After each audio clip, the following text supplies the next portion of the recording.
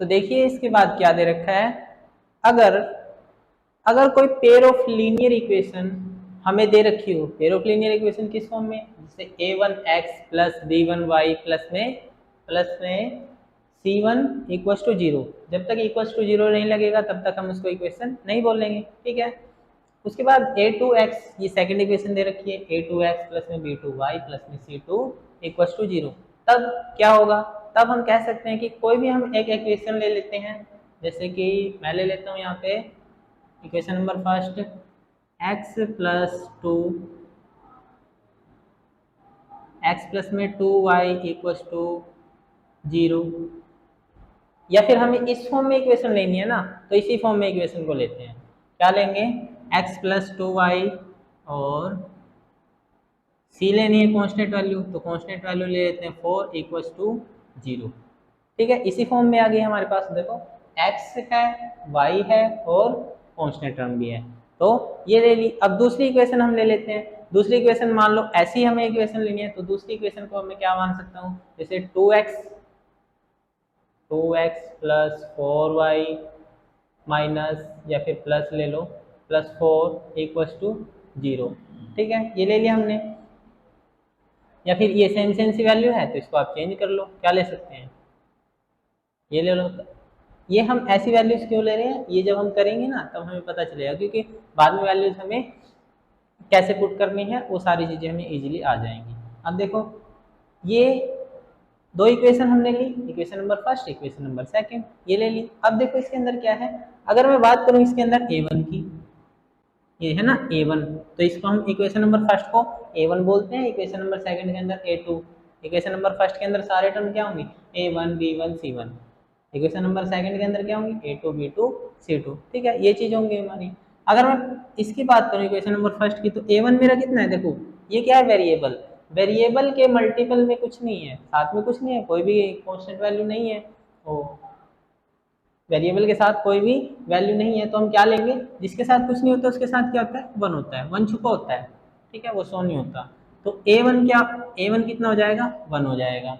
बात करें b1 की, तो ये वेरिएबल है, इसके मल्टीपल में क्या है, 2 है, ठीक है, तो b1 कितना हो जाएगा, 2 हो जाएगा। अब ये क्या है, ये हमारा c1 है, ये क्या होती है हमारी कांस्टेंट टर्म होती है, तो ये कितनी है, -4। ऐसे हम इधर ले लेते हैं a1, ये तो हमारी a2 होगा ना, तो a2 लेंगे, यहाँ पे a2 कितना है, x के साथ में मल्टीपल कितना है, 2, तो a2 2 हो जाएगा। b2 की अगर बात करें, b2 कितना हो जाएगा, 4 हो जाएगा। c2 की अगर बात करें तो ये हो जाएगा आपका -12, ये हो गया। अब इनको हम कैसे रखते हैं, इनको हम रखते हैं कुछ इस तरीके से, a1 बाय में a2 equals to b1 bye में b2 equals to c1 bye c2, ठीक है। अगर हम इनको क्या कर रहे हैं अब, कंपेयर, कौन सा, किस तरीके से, रेशो कंपेयर, रेशो को क्या कर रहे हैं, कंपेयर कर रहे हैं।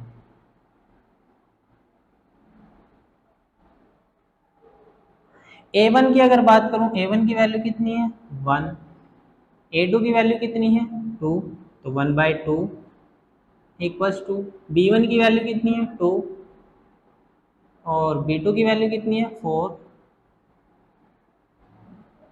c1 की वैल्यू कितनी है, -4,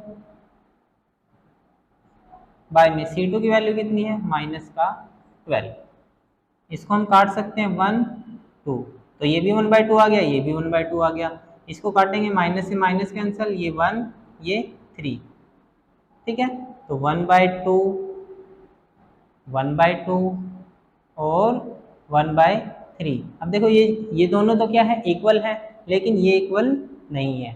जब दो इक्वल हो और कोई तीसरा इक्वल ना हो, तब हम उसको क्या बोल देंगे, कि वो जो इक्वेशन है हमारी वो इक्वल नहीं है, और उसको हम बोल देंगे, क्या चीज़ बोल देंगे, उसको हम बोल सकते हैं इनकंसिस्टेंट। तीसरी इक्वल नहीं है, तीसरी इक्वल अगर ना हो तो उसको हम बोल देते हैं इनकंसिस्टेंट, ठीक है।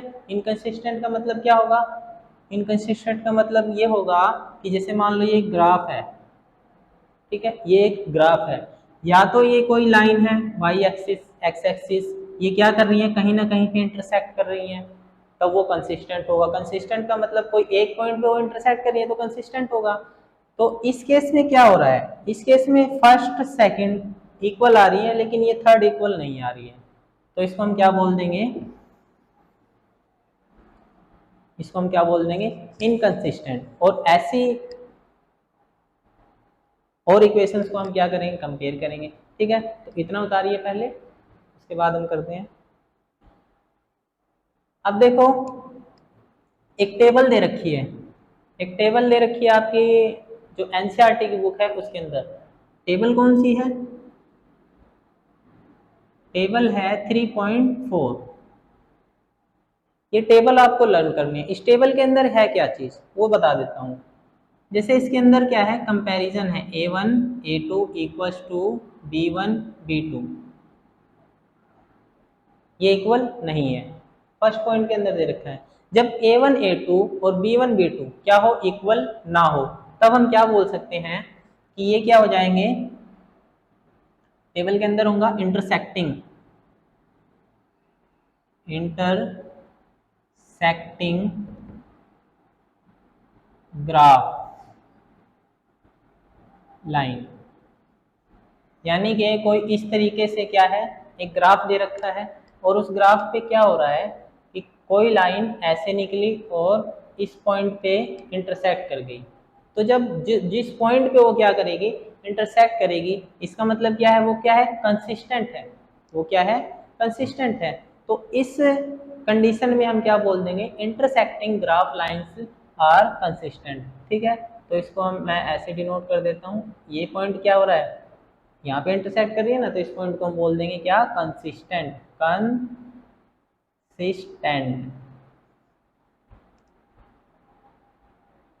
क्या बोलेंगे, कंसिस्टेंट। इसका मतलब क्या होगा, इसका कोई ना कोई क्या होगा, यूनिक सॉल्यूशन होगा, यूनिक सॉल्यूशन।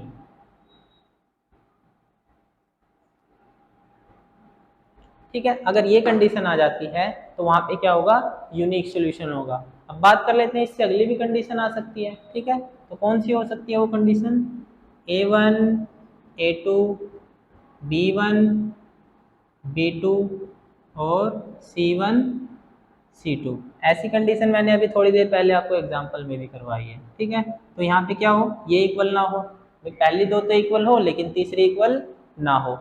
अगर ये कंडीशन आ जाए तो अब तब क्या करेंगे, तब हम इसको बोल सकते हैं,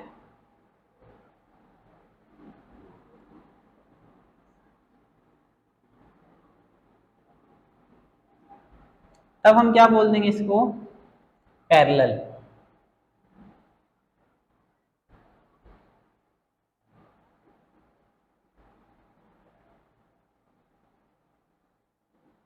parallel graph lines. Parallel graph lines कैसे होंगी, कुछ इस तरीके से। ठीक है, ये लाइन क्या होंगी, पैरेलल होंगी। तो इसको हम बोल देंगे, अभी मैंने बताया था आपको क्या, इनकंसिस्टेंट। क्या बोलेंगे, इनकंसिस्टेंट।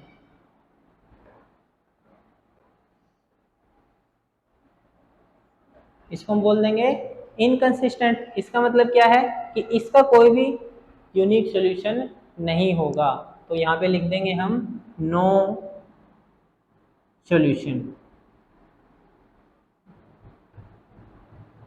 ठीक है, इसका कोई भी सॉल्यूशन नहीं होगा। अब एक और कंडीशन आ सकती है हमारे पास, वो कंडीशन क्या होगी, जैसे A1 A2 B1 B2 C1 C2, ये सारे क्या हो जाए, इक्वल हो जाए। हो सकता है, बिल्कुल हो सकता है। तो सारे अगर ये इक्वल हो जाते हैं तब मैं क्या कर सकता हूं,